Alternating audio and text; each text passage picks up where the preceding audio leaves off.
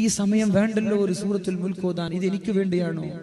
അല്ല നമ്മുടെ സ്ഥാപനത്തിന് വേണ്ടിയാണോ? അല്ല, ഇത് നിങ്ങൾക്ക് വേണ്ടിയാണ്. നിങ്ങളുടെ ആഖിറം രക്ഷപ്പെടാൻ നിങ്ങൾക്ക് ഹബീബിൽ വിശ്വാസമുണ്ടെങ്കിൽ നിങ്ങൾ ഇത് തുടരണം. ഹബീബിൽ വിശ്വാസമുണ്ടെങ്കിൽ ഇത് മുത്ത ഹബീബ് ഒരു വിഷയം പറഞ്ഞാൽ അത് അതുപോലെ നടക്കുമെന്നതിൽ 100ൽ 110% ഉറപ്പാണ്. ഒരു ഡൗട്ടുമില്ല വിഷയത്തിൽ. നബി തങ്ങളാ പറഞ്ഞത്, സൂറത്തുൽ മുൽക്ക് പാരായണം ചെയ്താൽ ഖബറിന്റെ അദാബിൽ നിന്ന് രക്ഷപ്പെടാം. എന്താണ് ഈ ഖബർ എന്ന് പറഞ്ഞാൽ? മഹാനായ ഉസ്മാൻ ഇബ്നു അഫ്ഫാൻ റളിയല്ലാഹു അൻഹു കരഞ്ഞു പോയ വീടാണത്. ഉസ്മാൻ തങ്ങൾ കരഞ്ഞു പോയില്ലേ? ഖബറെന്ന് കേട്ടാൽ തൽക്ഷണം ഞെട്ടേണ്ടതാ. എത്ര പേര് ഞെട്ടുന്നുണ്ട്? അള്ളാഹുവിന്റെ മനോഹരമായ ഈ മസ്ജിദ് മാലിക് ദിനാറിലേക്ക് കടന്നു വരുമ്പോ ആദ്യമായി നമ്മുടെ കണ്ണിലേക്ക് കടന്നു വരുന്നത് വിശാലമായി നീണ്ടു കിടക്കുന്ന ഖബർസ്ഥാനല്ലേ? ആ ഖബർ കാണുമ്പോൾ എത്ര ആളുകൾ പേടിക്കുന്നുണ്ട്, എത്ര ലാഘവത്തോടെയാണ് നടന്നു പോകുന്നത്, എത്ര ഭാവത്തോടെയാണ് നടന്നു പോകുന്നത്. പക്ഷേ ആ ഖബർ വിളിച്ചു പറയുന്നുണ്ട്, ഇന്ന് എത്ര അഹങ്കാരത്തോടെ നടന്നാലും നാളെ നിന്നെ എനിക്ക് കിട്ടാൻ പോകുന്നുണ്ട് എന്ന് ഖബർ വിളിച്ചു പറയുന്നത് നമ്മൾ കേൾക്കുന്നില്ലല്ലേ? നമ്മളത് തിരിച്ചറിഞ്ഞിട്ടില്ല. ഉസ്മാൻ തങ്ങളോട് ചോദിച്ചു, എന്തിനാണ് ഇങ്ങനെ ഖബറിനെ കുറിച്ച് പറയുമ്പോൾ കേൾക്കുന്നത്? ഖബറിനെക്കാളും ഗൗരവമല്ലേ നരകം? ഖബറിനെക്കാളും ഗൗരവമല്ലേ മഹ്ശറ? ഖബറിനെക്കാളും ഗൗരവമല്ലേ സിറാത്ത്? നിങ്ങൾ എന്തിനാ ഈ ഖബറിനെ ഇങ്ങനെ പേടിച്ചു കരയുന്നത്? കേൾക്കണം. അപ്പോഴാണ് ഉസ്മാൻ തങ്ങൾ പറഞ്ഞത്, ഞങ്ങൾ മരിച്ചാൽ ഉഖ്റവിയായ ജീവിതത്തിന്റെ തുടക്കം കുറിക്കുന്നത് ഖബറിൽ വെച്ചാണ്. ആഖിറത്തിലേക്കുള്ള ജീവിതത്തിന്റെ പ്രാരംഭം കുറിക്കുന്നത് ഖബറിലാണ്. അവിടെ വിജയിച്ചാൽ പിന്നെ എല്ലാം വിജയമാണ്, അവിടെ തോറ്റാൽ പിന്നെ എല്ലാം തോൽവി തന്നെ, പിന്നെ എല്ലാം പരാജയം തന്നെ. അതുകൊണ്ട് ഖബറിനെ കുറിച്ച് പേടിക്കാനുള്ള കാരണം, ഞാൻ മരിച്ചിട്ട് ആദ്യം പോകുന്ന വീടാണ് ഖബറിടം. അവിടെ രക്ഷപ്പെട്ടാലേ എനിക്ക് സന്തോഷം ഉണ്ടാവുകയുള്ളൂ. ആ ഖബറിടം രക്ഷപ്പെടാൻ മുത്ത ഹബീബ് പഠിപ്പിച്ചു തന്നത് സൂറത്തുൽ മുൽക്ക് പാരായണം ചെയ്യണം. പക്ഷേ ചില മഹാന്മാര് പറയുന്നുണ്ട്, അർത്ഥം അറിഞ്ഞ് പാരായണം ചെയ്താലേ ഈ നിമിത്തങ്ങൾ പറഞ്ഞ ഓഫർ കിട്ടുള്ളൂ. അപ്പൊ നിങ്ങൾ പറയും ഞാൻ പഠിച്ചിട്ടില്ല. അപ്പോഴാണ് നിങ്ങളോട് എനിക്ക് പറയാനുള്ളത്, ഒന്ന് യൂട്യൂബിൽ ചെന്നാൽ മതി. സൂറത്തുൽ മുൽക്ക് പാർട്ട് 1, പാർട്ട് 2, പാർട്ട് 3, പാർട്ട് 4, ഇങ്ങനെ പാർട്ട് 15, 16, 20 വരെ 20ഓളം പാർട്ടുകളായി ഖുർആനിന്റെ സൂറത്തുൽ മുൽക്കിന്റെ തഫ്സീറുകൾ. നിങ്ങൾക്ക് മലയാളം അറിയൂലേ? മലയാളത്തിൽ ക്ലാസ് എടുക്കുന്ന വാല്യൂ യൂട്യൂബിലുണ്ട്. നിങ്ങൾക്ക് അറബി അറിയില്ലെങ്കിൽ മലയാളം അറിയൂലേ? ഇനി ഇംഗ്ലീഷ് അറിയൂലേ? ഏതെങ്കിലും ഒരു ലാംഗ്വേജ് അറിയൂലേ? അതുകൊണ്ടാണ് നിങ്ങൾ പരിശുദ്ധം. അപ്പൊ നിങ്ങൾ ചോദിക്കും, സമസ്ത പണ്ട് പറഞ്ഞിട്ടുണ്ടല്ലോ ഖുർആൻ ട്രാൻസ്ലേറ്റ് ചെയ്യരുത് എന്ന്. അത് പറയാനുള്ള കാരണം നിങ്ങൾക്ക് ഇപ്പൊ തിരിച്ചറിഞ്ഞു എന്ന് എനിക്ക് തോന്നുകയാണ് അല്ലെ? എന്തേ ഖുർആൻ ട്രാൻസ്ലേഷൻ ചെയ്യണ്ടെന്ന് പറഞ്ഞത്?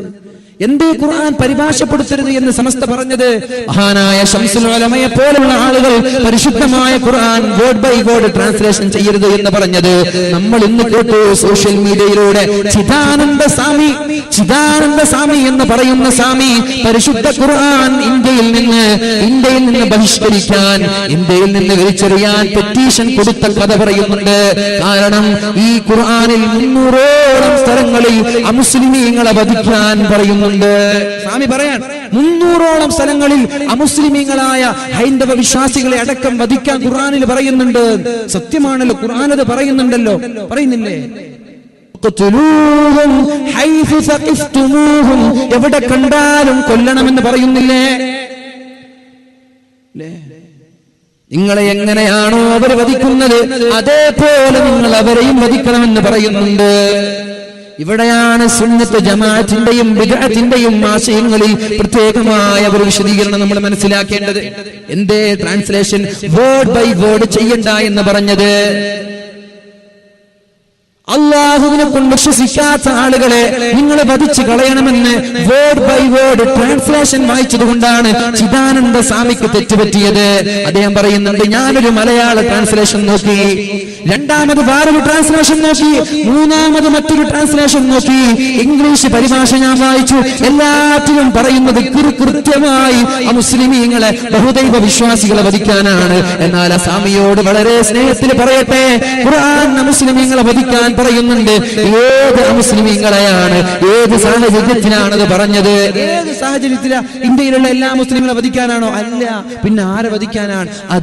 അത് മക്കക്കാരായ മുശ്രിക്കീങ്ങൾ 13 വർഷക്കാലം ലാ ഇലാഹ ഇല്ലല്ലാഹ് മുഹമ്മദുർ റസൂലുള്ളാഹ്, അല്ലാഹു എന്റെ റബ്ബാണ്, മുഹമ്മദ് നബി എന്റെ പ്രവാചകനാണ്, കള്ളു കുടിക്കല്ലേ, വ്യഭിചരിക്കല്ലേ, ഹറാമ് തിന്നല്ലേ, കൊലപാതകം നടത്തല്ലേ, കുടുംബബന്ധം പുലർത്തണേ എന്നിട്ട് പറഞ്ഞതിന്റെ പേരിൽ സ്ത്രീകളെ ജീവനോടെ കുഴിച്ചുമൂടല്ലേ എന്ന് മാത്രം നന്മ മാത്രം പറഞ്ഞതിന്റെ പേരിൽ 13 വർഷക്കാലം വളരെ നിഷ്ഠൂരമായി പീഡിപ്പിച്ചിട്ട് ജനിച്ച നാടിൽ ജീവിക്കാൻ അനുവദിക്കാതെ മദീനയിലെ കാട്ടി ഓടിച്ചിട്ട് ആ മദീനയിൽ പോലും സ്വസ്ഥതയോടെ ജീവിക്കാൻ അനുവദിക്കാതെ വന്നപ്പോ മഹാന്മാരായ സ്വഹാബാക്കൾ നബി തങ്ങളോട് ചോദിച്ചു, നബിയെ ഞങ്ങൾ തിരിച്ചടിക്കല്ലേ? സ്വന്തം നാട്ടിൽ നിന്ന് മദീനയിലേക്ക് പറഞ്ഞയച്ചു, എന്നിട്ട് ഇവിടെയും വന്നിട്ട് അവർ കുരുത്തക്കേട് കാട്ടാണോ? തിരിച്ചടിക്കല്ലേ?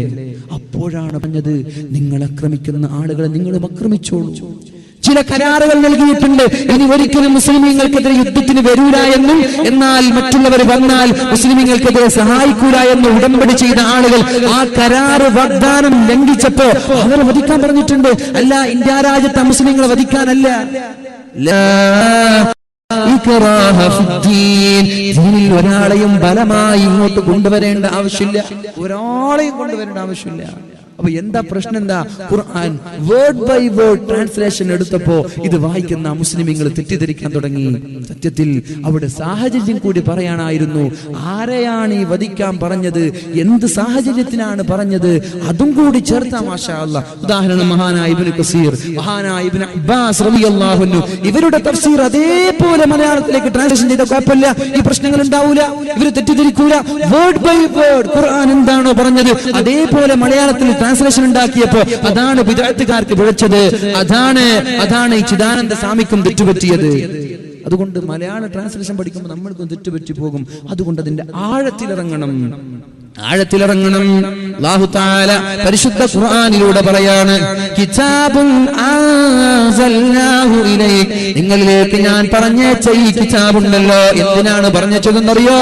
ലിയദ്ദബ്ബറു ആയാതി, ഇതിന്റെ ആയത്തുകൾ ആഴത്തിലിറങ്ങി പഠിക്കാനാണ്, വെറുതെയല്ല. ഇഖ്തറബതിസ് സാഅ വശഖൽ ഖമർ, മഹാനായ ജാവിദ് പിഡ്കോക്ക് എന്ന് പറയുന്ന ജൂതനായ ഒരാൾ മതങ്ങളെ കുറിച്ച് വളരെ മനോഹരമായ ഒരു ചരിത്രമാണിത്. ഈ റീസെന്റ് കാലത്ത് ഒരു ഇസ്ലാമിലേക്ക് കടന്നു വന്നത് 14 നൂറ്റാണ്ട് മുമ്പുള്ള ഒരു ദൃഷ്ടാന്തം കാരണമാണ്. ഡേവിഡ് പിഡ്കോക്ക്, അദ്ദേഹം ഒരു ജൂതനാണ്. അദ്ദേഹം മതങ്ങളെ കുറിച്ച് പഠിക്കുമ്പോ, ഒരു മുസ്ലിമായ ജൂതനായ സഹോദരൻ മതങ്ങളെ കുറിച്ച് പഠിക്കുമ്പോ, മുസ്ലിമായ സഹോദരൻ പരിശുദ്ധമായ ഖുർആനിന്റെ ട്രാൻസ്ലേഷൻ അദ്ദേഹത്തിന്റെ കൈകളിൽ നൽകി. ആ ട്രാൻസ്ലേഷനുമായി വീട്ടിലെത്തിയിട്ട് ട്രാൻസ്ലേഷൻ വന്നപ്പോൾ ആദ്യമായി അദ്ദേഹത്തിന് കിട്ടിയ ആയത്തേതെന്നറിയോ? സൂറത്തുൽ ഖമർ, ചന്ദ്രനെ കുറിച്ച് പറയുന്ന ആയത്താണ്. അതിലിങ്ങനെയാണ് ഓതിയത്,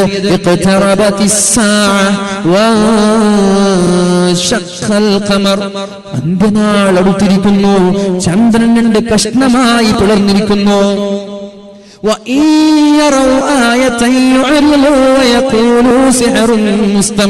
അല്ലാഹുവിന്റെ ദൃഷ്ടാന്തങ്ങൾ കാണുമ്പോൾ അവർ പറയുന്നത് ഇതൊരു മാജിക് ആണെന്നാണ്, വിശ്വസിക്കുന്നില്ല. മക്കക്കാരായ മുശ്രിക്കീങ്ങൾ മുഹമ്മദേ, ആ കാണുന്ന അമ്പിളിമാമനെ, ആ കാണുന്ന ചന്ദ്രൻ 2 കഷ്ണമായി പിളർത്തി തന്നാൽ നിന്നെക്കൊണ്ട് ഞങ്ങൾ വിശ്വസിക്കാമെന്ന് പറഞ്ഞപ്പോഴാണ് അല്ലാഹുവിന്റെ ഹബീബ് ദുആ ചെയ്തത്. അപ്പോഴാണ് ആകാശത്തൊരു കഷ്ണം, ഹിറാ ഗുഹയുടെ സമീപത്തൊരു കഷ്ണം, 2 കഷ്ണം ചന്ദ്രൻ പിളർന്നത്. പക്ഷേ അവര് വിശ്വസിച്ചില്ല. അവര് പറഞ്ഞു, ഹാദാ സിഹ്റുൻ മുസ്തമിർ, ഇതൊരു മാജിക്കാണ്, ഇയാളൊരു മജീഷ്യനാണ്, ഇതൊരു സിഹറാണ്, ഞങ്ങൾ വിശ്വസിക്കൂല. നിങ്ങൾ കേൾക്കണോ? പരിശുദ്ധമായ ഈ കാസർഗോഡ്, ഈ കേരളത്തിന്റെ മണ്ണിൽ നിന്ന് മഹാനായ താജുദ്ദീൻ പെരുമാൾ മദീനയിലേക്ക് പോയത് എന്തിനെന്നറിയോ? എന്തിനാ? ഇങ്ങോട്ട് ശ്രദ്ധിക്കുന്നുണ്ടോ? ഞാൻ എന്റെ വാക്ക് ഉപസംഹരിക്കാൻ പോവാണ്, ഇങ്ങോട്ട് ശ്രദ്ധിക്കണേ. മഹാനായ താജുദ്ദീൻ പെരുമാൾ റളിയല്ലാഹു അൻഹു ഈ കേരളക്കരയിൽ നിന്ന് മദീനയിലേക്ക് പോയതെന്തിനാ? സ്വഹാബാക്കൾ കേരളക്കരയിലേക്ക് കടന്നു വന്നപ്പോ സ്വഹാബാക്കളോട് ചോദിച്ചു, ചന്ദ്രൻ 2 കഷ്ണമായി പിളർന്നു നിൽക്കുന്നത് ഞാൻ കാണാതെയായിട്ടുണ്ട്, എന്താണ് സംഭവമെന്ന് നിങ്ങൾക്കറിയോ? നിങ്ങൾ അങ്ങനെ കണ്ടിട്ടുണ്ടോ? ഇവിടെ കിടക്കുന്ന അന്ത്യവിശ്രമം കൊള്ളുന്ന മഹാനായ മാലിക് ദിനാർ റളിയല്ലാഹു അൻഹു ചന്ദ്രൻ 2 കഷ്ണമായി പിളർത്തുന്ന സമയത്ത് ആ സദസ്സിൽ ഹബീബിന്റെ കൂടെ ഉണ്ടായ മഹാനാണെന്ന് അസ്റാർ, സിറിന്റെ രഹസ്യമറിയുന്ന ഔലിയാക്കൾ രേഖപ്പെടുത്തിയത് മഹാനായ നമ്മുടെ ത്വാഖ് ഉസ്താദ് പറഞ്ഞ ഗ്രന്ഥത്തിൽ പറയുന്നുണ്ട്. ഇവിടെ കിടക്കുന്ന മഹാനായ മാലിക് ദിനാർ റളിയല്ലാഹു അൻഹു ചന്ദ്രൻ 2 കഷ്ണമായി പിളർത്തിയ സദസ്സിലുള്ള ആളായിരുന്നു. 1970കളിൽ എനിക്ക് തോന്നുന്നു, കൃത്യമായി എനിക്ക് ഓർമ്മയില്ല, അത് കൃത്യമായി എനിക്ക് ഓർമ്മയില്ല. ഉറൂസ് നടക്കുമ്പോൾ ഈജിപ്തിൽ നിന്നൊരു വലിയ ഇവിടെ വന്നിരുന്നു. അദ്ദേഹം പറഞ്ഞു, ഇവിടെ കിടക്കുന്നത് ഹാജൻ അറിയൂലേ? പ്രബോധനം കൊണ്ട് അജ്മീർ ഷേഖ് 90 ലക്ഷം ആളുകൾ 90 ലക്ഷം ആളുകളെ ഇസ്ലാമിലേക്ക് ക്ഷണിച്ച ആളാണ് ഖാജ മുഈനുദ്ദീൻ ചിശ്തി റളിയല്ലാഹു അൻഹു ഖദ്ദസല്ലാഹു സിർറഹുൽ അസീസ്. 90 ലക്ഷം നമ്മളെ കൊണ്ട് ഒരാളെങ്കിലും നന്നായിട്ടുണ്ടോ? 90 ലക്ഷം ആളുകൾ അദ്ദേഹത്തെ കൊണ്ട് ഇസ്ലാം സ്വീകരിച്ചു. എന്നിട്ട് പറഞ്ഞു, ഖാജ മഹാനായ മാലിക് ദിനാർ റളിയല്ലാഹു അൻഹുവിന്റെ അദ്ദേഹം ഒരു സമുദ്രമാണ്. മാലിക് ദിനാർ റളിയല്ലാഹു അൻഹു ഒരു സമുദ്രമാണ്.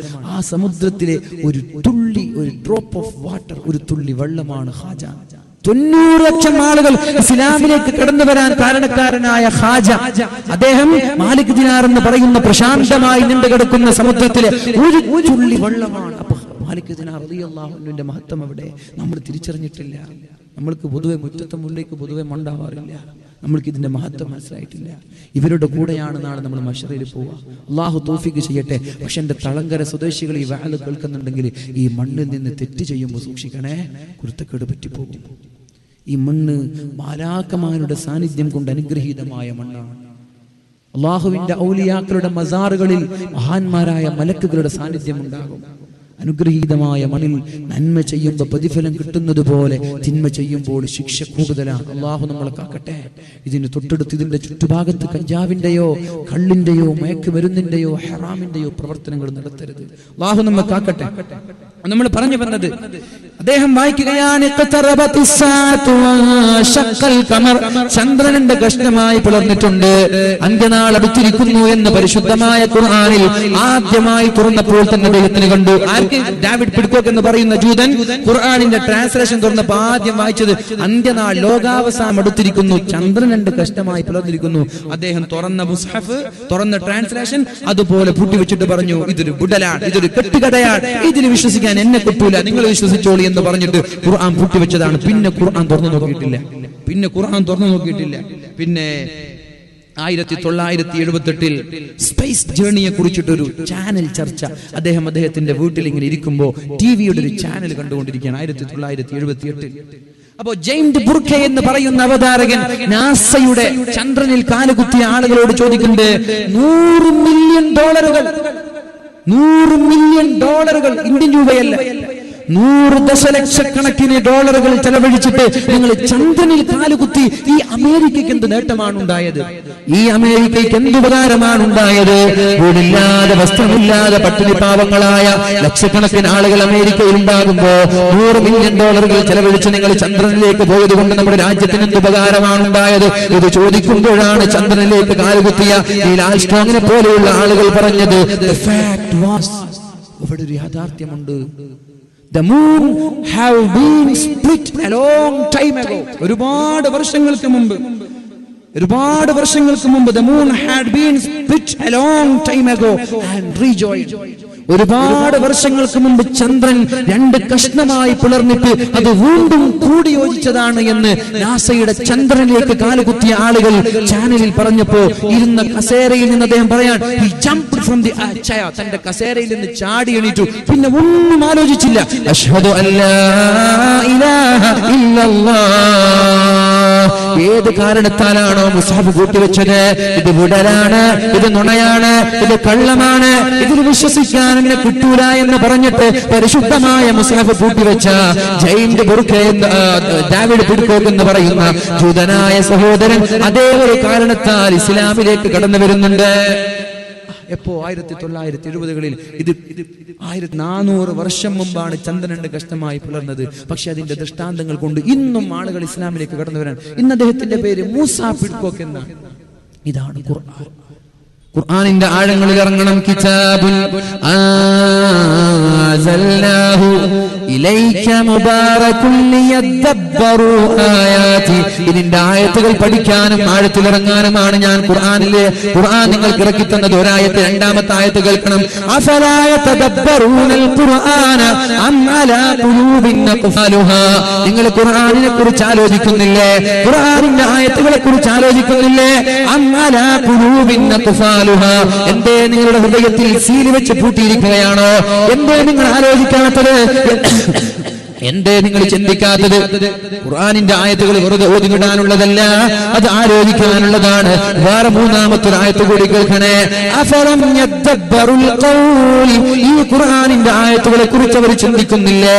നാലാമത്തെ ആയത്ത് കൂടി കേൾക്കണേ. ഇന്നാ ജഅൽനാഹു ഖുർആനൻ അറബിയ്യ, ഈ പരിശുദ്ധമായ ഖുർആനിനെ അറബിയിൽ ഞാൻ ഇറക്കിയത് ലഅല്ലകും തഅഖിലൂൻ, ചിന്തിക്കാൻ വേണ്ടിയാണ്, ഓതിവിടാനല്ല, വെറുതെ അങ്ങ് ഓതിവിടാനല്ല, ചിന്തിക്കാൻ വേണ്ടിയാണ്. നിർബന്ധമായും അർത്ഥം ആലോചിക്കേണ്ട ചില ആയത്തുകളുണ്ട്, നിർബന്ധമാണ്. വൈലുൽ ലിമൻ ഖറഅ വലം യതഫക്കർ ഫീഹാ, ഇത് ഓതുന്ന ആളുകൾ ഇതിന്റെ അർത്ഥം അല്ലെങ്കിൽ അവർക്ക് നാശമുണ്ട് എന്ന് മുഹമ്മദുർ റസൂലുള്ളാഹ്. ഇങ്ങനൊരു ആയത്ത് ഖുർആനിലുണ്ടോ? മനസ്സിലായോ? നമ്മൾ എത്ര ഖത്തം തീർത്തു? ശ്രദ്ധിക്കണം, നമ്മൾ എത്ര ഖത്തം, എത്ര ഖുർആനിന്റെ ആയത്തുകൾ ഓതി തീർത്തു. ഇത് ഓതി അർത്ഥം ആലോചിക്കാതെ ഓതി വിട്ടാൽ വൈലുൽ ലിമൻ ഖറഅഹാ വലം യതഫക്കർ ഫീഹാ, ഇതിന്റെ അർത്ഥം ആലോചിക്കാത്ത ഓതി വിട്ടവന് നാശമാണ്, അവൻ ശപിച്ചിരിക്കുകയാണ് ഖുർആൻ. മനസ്സിലായോ? നിർബന്ധമായിട്ടും അർത്ഥം ആലോചിക്കേണ്ട ആയത്തുകൾ ഖുർആനിലുണ്ട്, നമ്മൾ മനസ്സിലാക്കിയിട്ടില്ല. ശപിക്കൂലേ? നമ്മൾ നേരത്തെ പറഞ്ഞില്ലേ, എത്രയെത്ര ഖുർആനോത്തുകാരാണ്, പക്ഷേ ഖുർആൻ അയാളെ ശപിച്ചുകൊണ്ടിരിക്കുകയാണ്, ഖുർആൻ അയാളെ ശപിച്ചുകൊണ്ടിരിക്കുകയാണ്. ഏതൊക്കെയാണ്? ചില ആയത്തുകൾ ഓതുമ്പോൾ അർത്ഥം ആലോചിക്കൽ നിർബന്ധമാണ്. അല്ലാഹുവിന്റെ ഹബീബായ മുഹമ്മദുർ റസൂലുള്ളാഹി സ്വല്ലല്ലാഹു അലൈഹി വസല്ലമ തങ്ങൾ ഹദിയായ ആയിഷ ബിബി റളിയല്ലാഹു അൻഹയുടെ കൂടെ രാത്രി ചെലവഴിക്കുമ്പോഴാണ് ആയിഷ ബിബിയുടെ സമ്മതത്തോടെ നിസ്കരിക്കാൻ വേണ്ടി കൈകെട്ടുന്നത്. ഒന്നാമത്തെ റക്അത്തിൽ നിസ്കരിച്ചു, ഒരുപാട് സമയം ദീർഘമായി. ഫാത്തിഹയിൽ ഖിയാമിൽ കിടന്ന് കരയാണ്, പിന്നെ റുകൂയിൽ കിടന്ന് കരയാൻ തുടങ്ങി, പിന്നെ സുജൂദിൽ കിടന്ന് കരയാൻ തുടങ്ങി.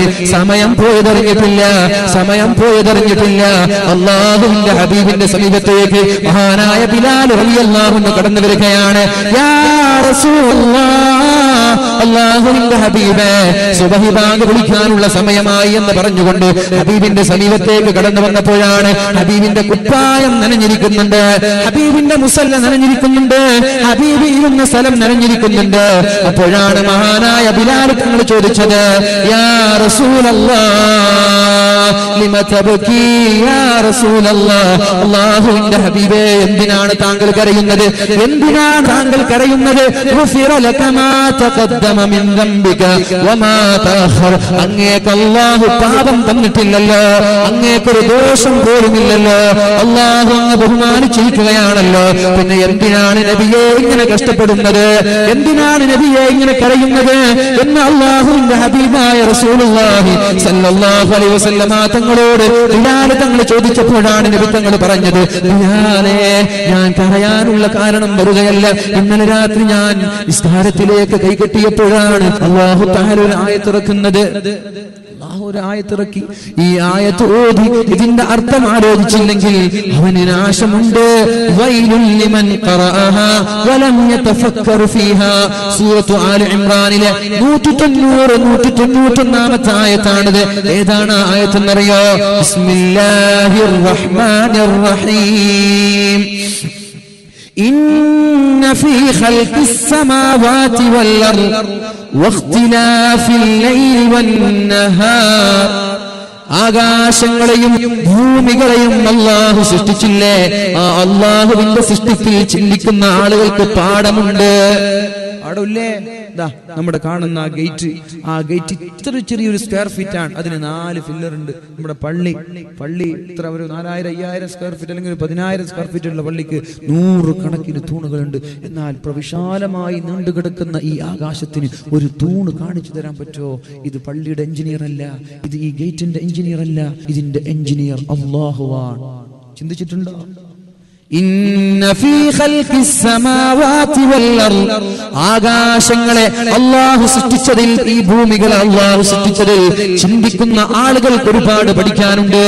ഇതിനൊരുപാട് ലായറുകളുണ്ട്, ഭൂമിക്കുമുണ്ട്, ആകാശത്തിനുമുണ്ട്, ഒരുപാട് പാളികൾ, ഒരുപാട് വിഷയങ്ങളില്ലേ.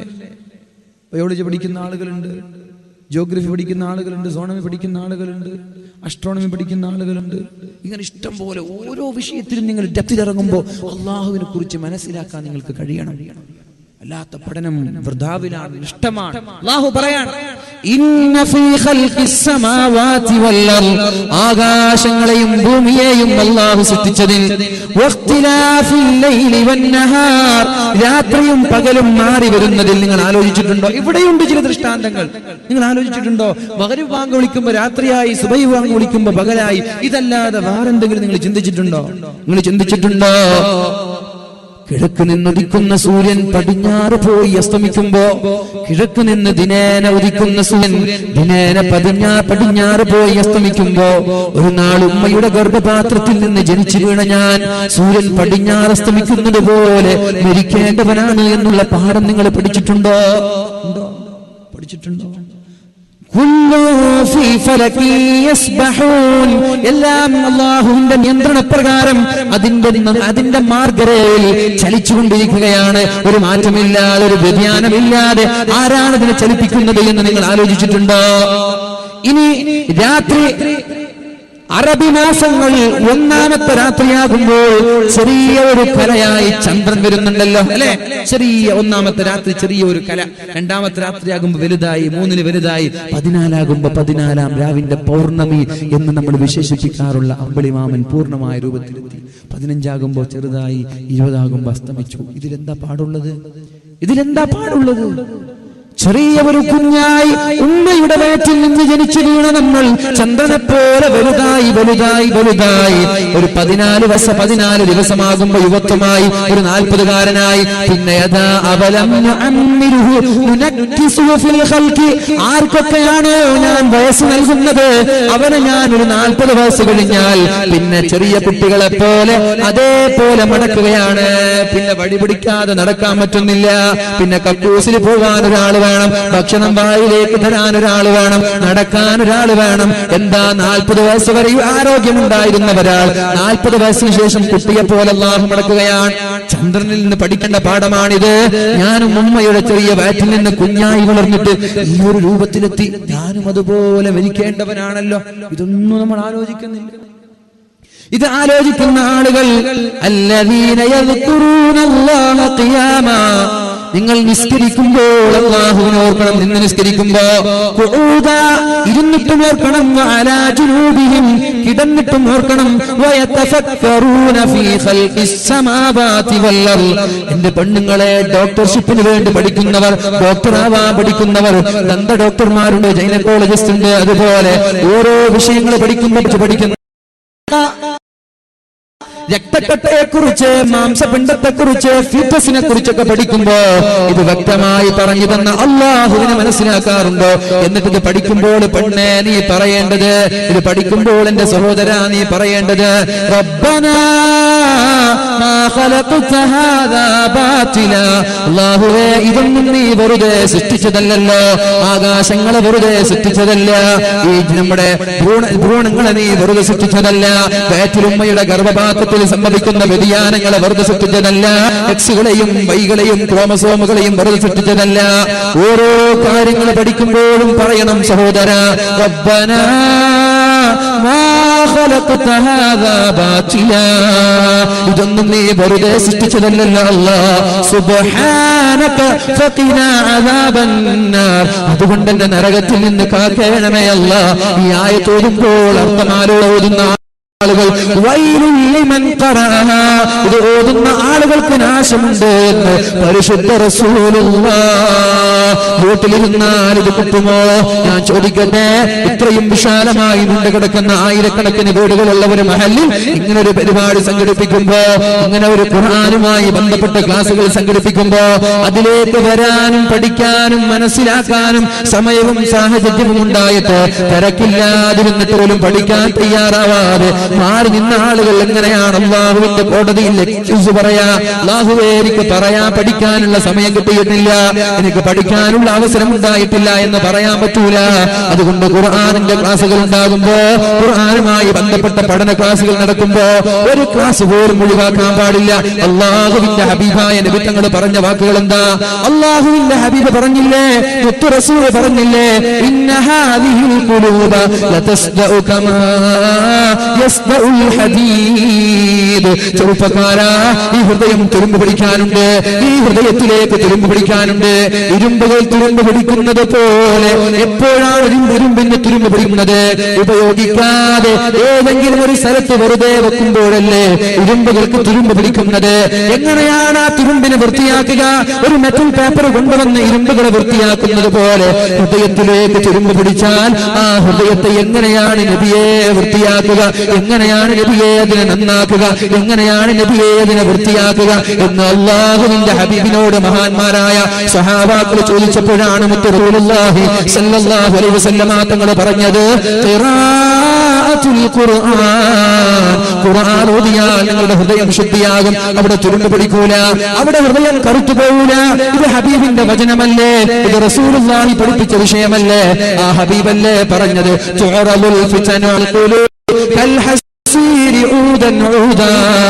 ഓ നിങ്ങളോ ചെറുപ്പക്കാരാ, ഓ ചെറുപ്പക്കാരാ, നമ്മുടെ പായയുടെ സ്ട്രോകൾ ഒന്നിന് പിറകെ ഒന്നിയായി അട്ടിയായി വെക്കുന്നത് പോലെ ഒരു ഫിത്ന കഴിഞ്ഞാൽ മറ്റൊരു ഫിത്ന, അത് കഴിഞ്ഞാൽ മറ്റൊന്ന്.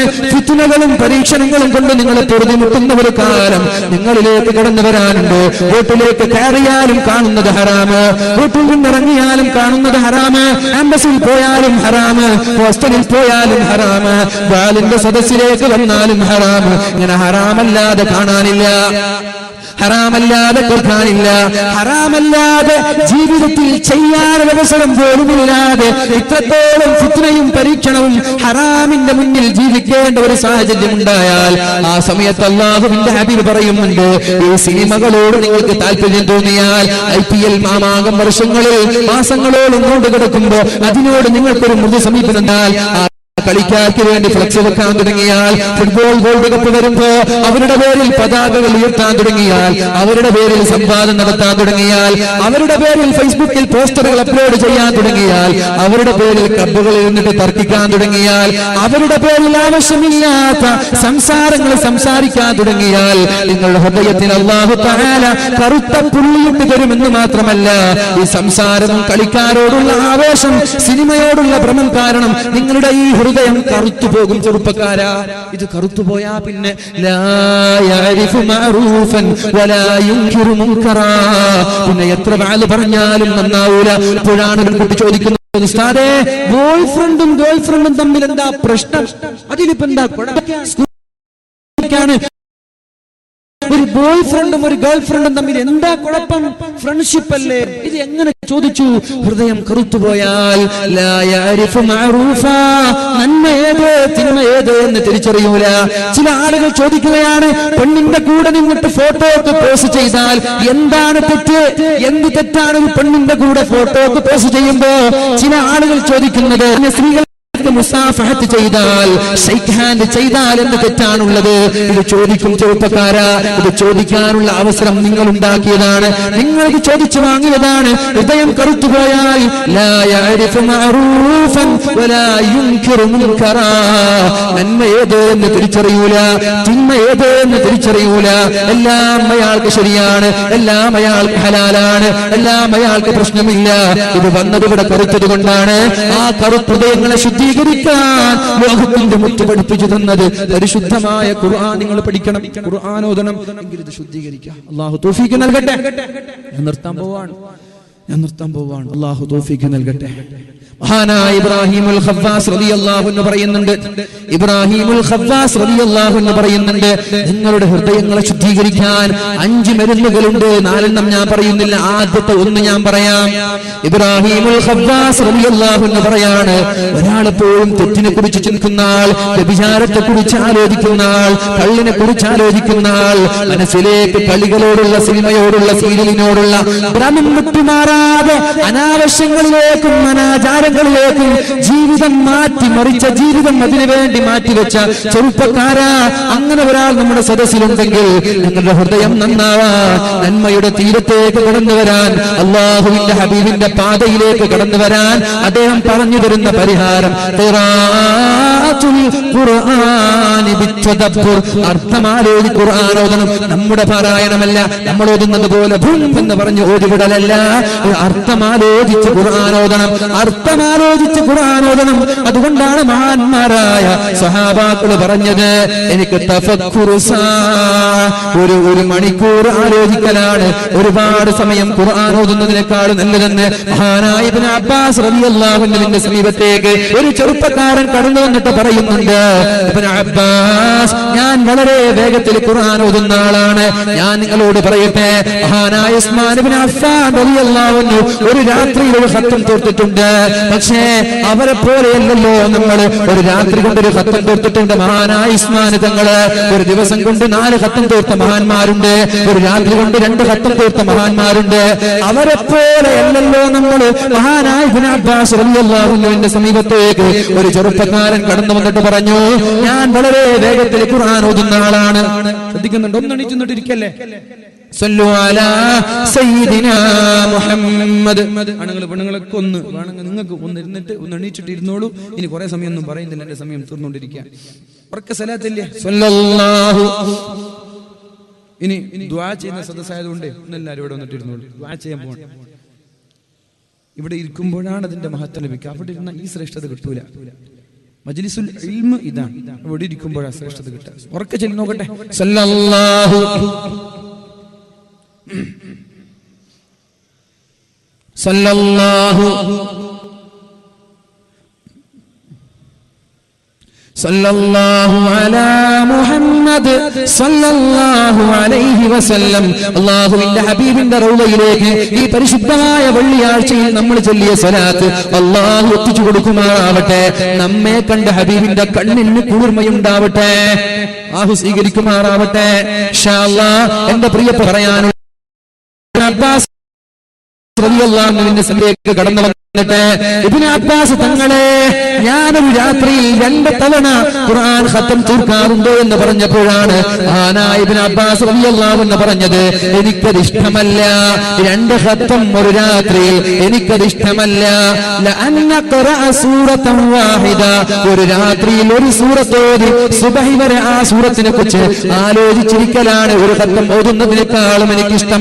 വളരെ വേഗതയിൽ, അമിതമായ വേഗതയിൽ ഒരു ഖത്തം തീർക്കുന്നതിനേക്കാളും എനിക്കിഷ്ടം ഒരു സൂറത്ത് ഓതി അതിന്റെ ആശയങ്ങളിലേക്ക് ഇറങ്ങലാണെന്ന് മഹാനായ ഇബ്നു അബ്ബാസ് റളിയല്ലാഹു അൻഹു പറയുന്നുണ്ട്. അതേ, ഇബ്നു അബ്ബാസ് തങ്ങൾ തന്നെ പറയാണ്, റകഅതാനി ഫീ തഫക്കുരിൻ, അർത്ഥമാലോചിച്ചുകൊണ്ടുള്ള 2 റകഅത്ത് ഖൈറുൻ മിൻ ഖിയാമി ലൈലത്തിൻ ബിലാ ഖൽബിൻ. 12 മണിക്ക് തുടങ്ങിയ തഹജ്ജുദ് നിസ്കാരമാണ്. സുബഹി നിസ്കാരം വരെ തഹജ്ജുദ് നിസ്കരിക്കുന്നവരാൾ. പക്ഷേ അയാൾ ഖുർആനിന്റെ ആശയങ്ങൾ മനസ്സിലാക്കുന്നില്ല, ഖുർആനിന്റെ അർത്ഥങ്ങൾ മനസ്സിലാക്കുന്നില്ല. അറിയുന്ന സൂറത്തുകളെ പോലെ സുബഹി വരെ നിസ്കരിക്കുകയാണ്. ആ നിസ്കാരത്തെക്കാളൊക്കെ എനിക്കിഷ്ടം 2 റകഅത്ത് ഒരു 5 മിനിറ്റ് ചെലവഴിച്ചുകൊണ്ട് 2 റകഅത്ത് ഖുർആൻ ഓതലാണ്. റകഅതാനി ഫീ തഫക്കുരിൻ, റകഅതാനി ഫീ തഫക്കുരിൻ, അർത്ഥമാലോചിച്ചുകൊണ്ട് 2 റകഅത്ത് നിസ്കരിക്കലാണ് എനിക്ക് ഒരുപാട് നിസ്കരിക്കുന്നതിനേക്കാൾ ഇഷ്ടമെന്ന് മഹാനായ ഇബ്നു അബ്ബാസ് റളിയല്ലാഹു അൻഹു പറയുന്നുണ്ട്. ഇനി നിങ്ങൾ കേൾക്കണോ എന്റെ സഹോദര? യാ അയ്യുഹല്ലദീന ആമനൂ ഖൂ അൻഫുസകും വഅഹ്ലീകും നാറാ. ഓ സഹോദര, അല്ലാഹുവിൽ വിശ്വസിച്ച ആളുകളാണെങ്കിൽ, ആഖിറത്തിൽ വിശ്വസിച്ച ആളുകളാണെങ്കിൽ, നിങ്ങൾ നിങ്ങളുടെ ശരീരത്തെ, നിങ്ങളുടെ മക്കളെ നരകത്തിൽ നിന്ന് സൂക്ഷിക്കണമെന്ന് പറഞ്ഞുള്ള ആയത്തിറങ്ങിയപ്പോഴാണ് പേടിച്ച് ഒരു സ്വഹാബി ബോധം കെട്ട് വീഴുന്നത്. കണ്ണു തുറന്നപ്പോ ഹബീബ് തന്റെ ചുണ്ടിന്, ആ സഹോദരന്റെ ചുണ്ടിലേക്ക് ഹബീബിന്റെ കാത് വെച്ചു കൊടുത്തു. അപ്പോഴാണ് ആ സ്വഹാബി പറയുന്നത്, യാ റസൂലല്ലാഹ്, അല്ലാഹുവിന്റെ ഹബീബേ, എന്റെ ശരീരത്തെ എനിക്ക് നരകത്തിൽ നിന്ന് രക്ഷപ്പെടുത്താൻ പറ്റും. പക്ഷേ എന്റെ ഭാര്യയുടെ കാര്യം ഞാൻ എങ്ങനെയാണ് പറയാ? എന്റെ മക്കളുടെ കാര്യം ഞാൻ എങ്ങനെയാണ് പറയാ? നൂഹ് നബിയുടെ ഭാര്യ നരകത്തിലാണല്ലോ, ലൂത്ത് നബിയുടെ ഭാര്യ നരകത്തിലാണല്ലോ, നൂഹ് നബിയുടെ മകനും നരകത്തിലാണല്ലോ. എനിക്കെന്റെ ഭാര്യയെ എങ്ങനെ നരകത്തിൽ നിന്ന് രക്ഷപ്പെടുത്താൻ പറ്റും? എനിക്കെന്റെ മകനെ എങ്ങനെ നരകത്തിൽ നിന്ന് രക്ഷപ്പെടുത്താൻ പറ്റും? നബിയേ, എനിക്ക് പേടി തോന്നുകയാണ് ഈ ആയത്തെ കുറിച്ച് ആലോചിക്കും. ആലോചിക്കുമ്പോ എന്ന് പറഞ്ഞ് മരിച്ചുപോയ സഹാബിയുണ്ട്. ആയത്ത് കേട്ടിട്ട് മരിച്ചുപോയ ഒരു സഹാബി. നമ്മൾക്ക് എന്തെങ്കിലും ഒരു ചിന്ത വന്നിട്ടുണ്ടോ? ഇവിടെ കൂടിയിരിക്കുന്ന പെണ്ണുങ്ങളോട് ഞാൻ ചോദിക്കട്ടെ, ഇവിടെ കൂടിയിരിക്കുന്ന ഉപ്പമാരോട് ഉമ്മമാരോട് ഞാൻ ചോദിക്കട്ടെ, എന്താണ് ഈ ആയത്ത് പറയുന്നത്? യാ അയ്യുഹല്ലദീന ആമനൂ അൻഫുസകും വഅഹ്ലീകും നാറാ. ഓ മുഅ്മിനീങ്ങളെ, നിങ്ങൾ മുഅ്മിനീങ്ങളാണെങ്കിൽ, നിങ്ങൾ സത്യവിശ്വാസികളാണെങ്കിൽ നിങ്ങൾ നിങ്ങളുടെ ശരീരത്തെ നരകത്തിൽ നിന്ന് സൂക്ഷിക്കണം. അത് കഴിഞ്ഞാൽ നിങ്ങളുടെ ഭാര്യ നരകത്തിൽ പോവാൻ പാടില്ല, നിങ്ങളുടെ മക്കളും നരകത്തിൽ പോവാൻ പാടില്ല.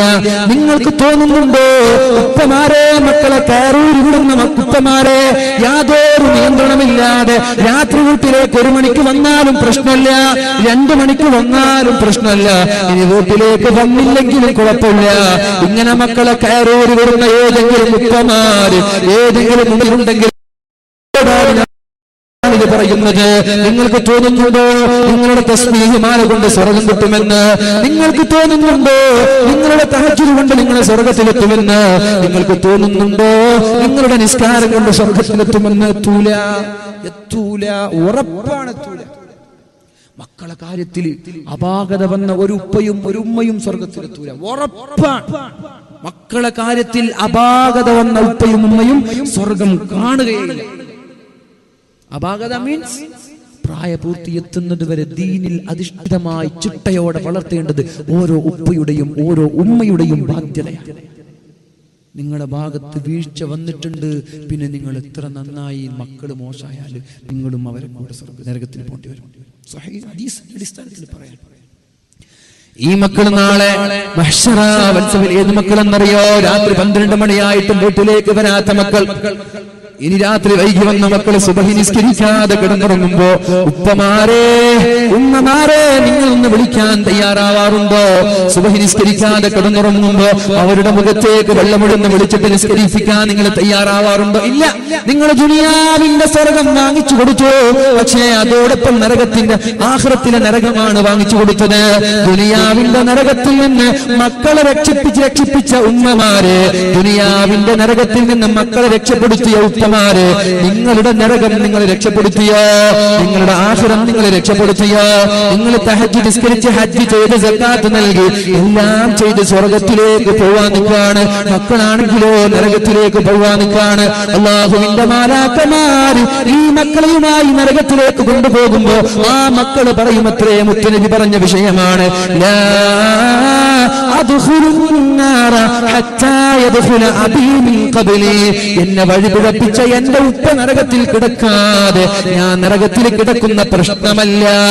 എന്നെ രാത്രി 12 മണിക്ക് ഞാൻ വീട്ടിലേക്ക് കയറി വരുമ്പോ ഉപ്പ വാതിൽ കുറ്റിയടിച്ചപ്പോ ആ ഉപ്പ അറിയാതെ പിന്നാമ്പുറത്തുള്ള വാതിൽ തുറന്നു തന്ന എന്റെ ഉമ്മ, എന്നെ ഉപദേശിക്കാത്ത ഉമ്മ, സിനിമ കാണുമ്പോൾ ദേഷ്യപ്പെടാത്ത ഉമ്മ, എന്നെ വ്യഭിചാരത്തെ തൊട്ട് ഉപദേശിക്കാത്ത ഉമ്മ, എന്നെ കളിയത്തൊട്ട് ദേഷ്യപ്പെടാത്ത ഉമ്മ, നിസ്കരിക്കാതിരിക്കുന്ന പേടിപ്പിക്കാത്ത ഉമ്മ, ആ ഉമ്മ നരകത്തിൽ കിടക്കാതെ ഞാൻ നരകത്തിൽ കിടക്കുന്ന പ്രശ്നമല്ല എന്ന് അല്ലാഹുവിനോട് ഈ മക്കൾ ആശ പിടിച്ചാൽ സ്വർഗത്തിലേക്ക് പോകുന്ന ഉമ്മയെയും ഉപ്പയെയും കൊണ്ടുവന്നിട്ട് അല്ലാഹു വിലയിരുത്തുകയാണ്. നോക്കുമ്പോൾ പ്രായപൂർത്തി എത്തുന്നത് വരെ സംസ്കാരം പഠിപ്പിക്കണമല്ലോ, പ്രായപൂർത്തി എത്തുന്നത് വരെ അവർക്ക് അദബ് പഠിപ്പിക്കണമല്ലോ.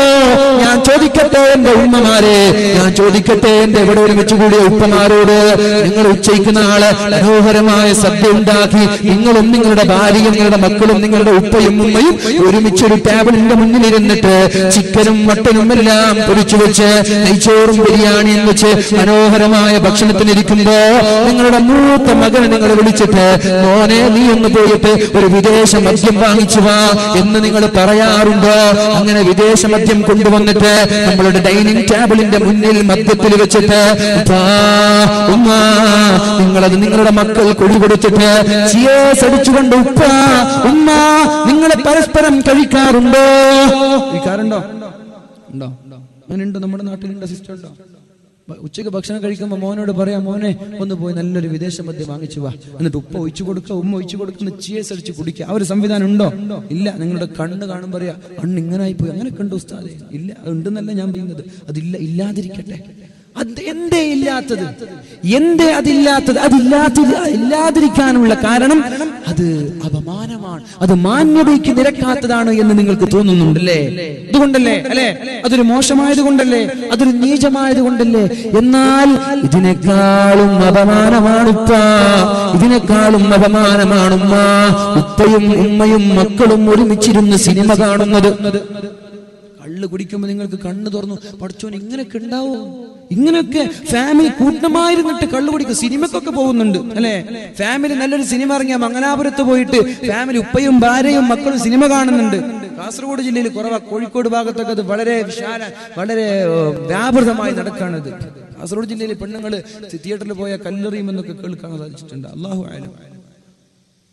അപ്പൊ അങ്ങനെ കള്ളു കുടിക്കാൻ നിങ്ങൾ അറപ്പ് കാണിക്കുന്നത് പോലെ നിങ്ങളുടെ വീട്ടിൽ സിനിമയും സീരിയലും നിങ്ങളുടെ പെർമിഷനോടെ നിങ്ങളുടെ സമ്മതത്തോടു കൂടി കാണുന്നതും നിങ്ങൾ വെറുത്തേക്കണം.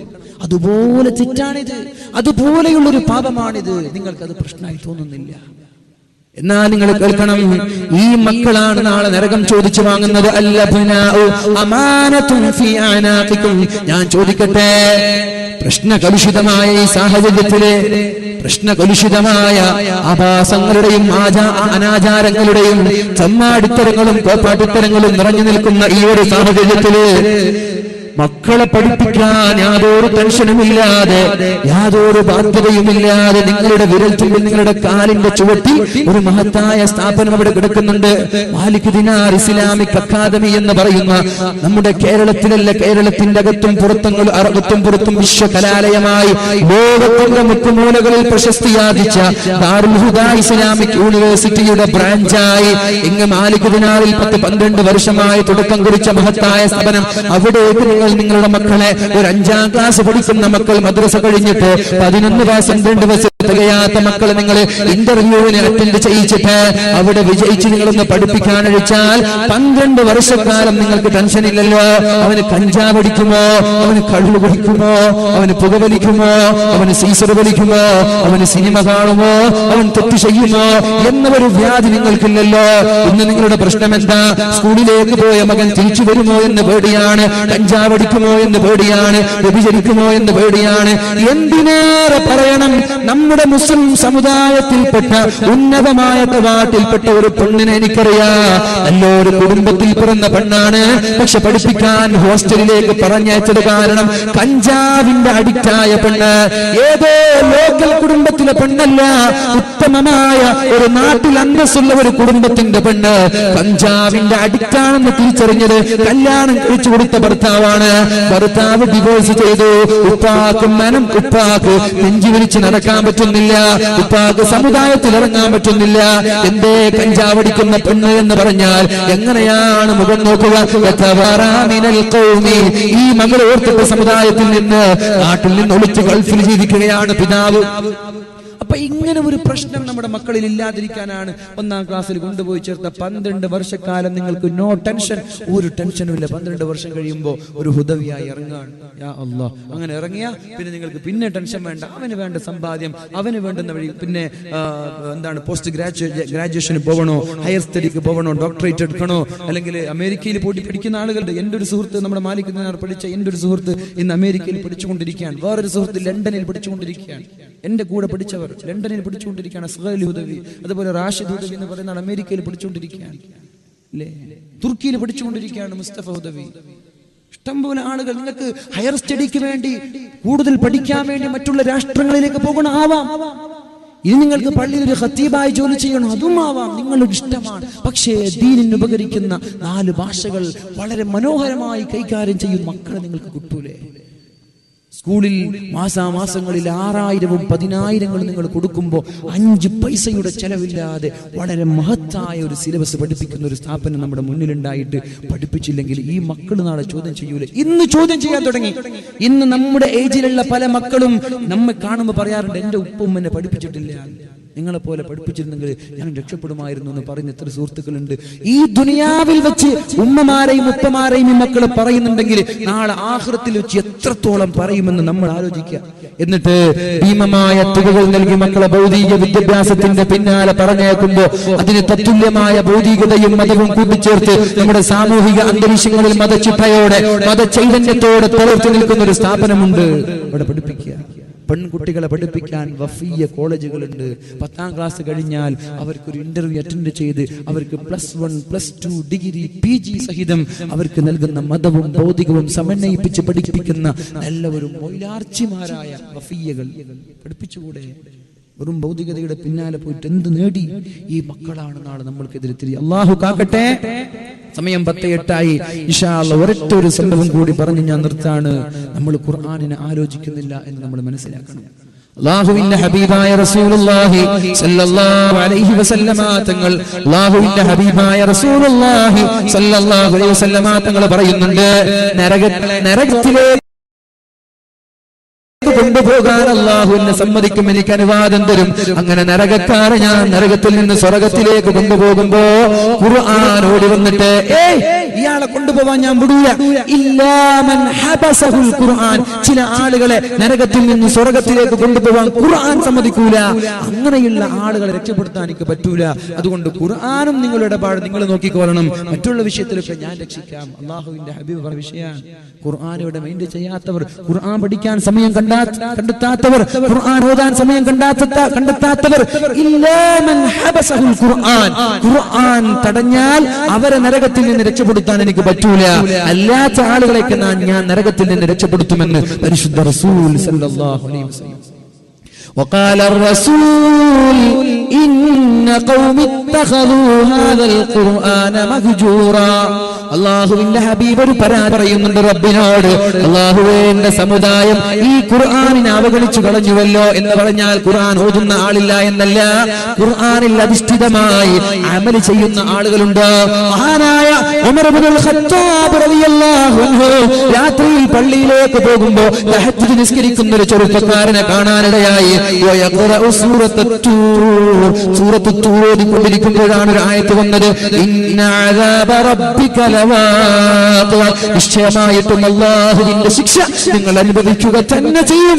ഇന്ന അദാബ റബ്ബിക വാഖിഅ. നിശ്ചയമായിട്ടും അല്ലാഹുവിന്റെ ശിക്ഷ നിങ്ങൾക്ക് ലഭിക്കുക തന്നെ ചെയ്യും. വമാ മാലഹു മിൻ ദാഫിഅ. അല്ലാഹുവിന്റെ ശിക്ഷ വന്നാൽ അതിനെ തടയാൻ ഒരാൾക്കും പറ്റൂല, അതിനെ ചെറുക്കാൻ ഒരാൾക്കും പറ്റൂല, അതിനെ റെസിസ്റ്റ് ചെയ്യാൻ ഒരാൾക്കും പറ്റൂല. അല്ലാഹുവിന്റെ ശിക്ഷ നിങ്ങൾക്ക് വരുമെന്നുറപ്പുള്ള ആയത്തുണ്ടായോദിയപ്പോ അല്ലാഹുവാണ് സത്യമെന്ന് പറഞ്ഞ് പേടിച്ച് വീട്ടിലേക്ക് പോയ ഉമർ തങ്ങൾ 1 മാസമാണ് രോഗിയായി കിടന്നത്. 1 മാസം രോഗിയായി കിടന്നു. സ്വഹാബാക്കളൊക്കെ വീട്ടിൽ വന്നിട്ട് സന്ദർശിക്കുകയാണ് ഉമർ തങ്ങളെ. എന്ത് രോഗമെന്നറിയുന്നില്ല. ആയത്ത് കണ്ട് പേടിച്ചതാണ്, ആയത്ത് കണ്ടിട്ട് പേടിച്ചതാണ്. നേരത്തെ ആയത്ത് കണ്ടിട്ട് ഒരു സഹാബി മരിച്ചുപോയി. നമ്മൾക്ക് എന്തുണ്ടായി? അതുകൊണ്ടാണ് വളരെ വിശാലമായി ഒരുപാട് വിഷയങ്ങൾ ചർച്ച ചെയ്യാനുണ്ട്. സമയം അനുവദിക്കാത്തത് കൊണ്ട് ഞാൻ എൻ്റെ വാക്കുകൾ ഉപസംഹരിക്കുകയാണ്.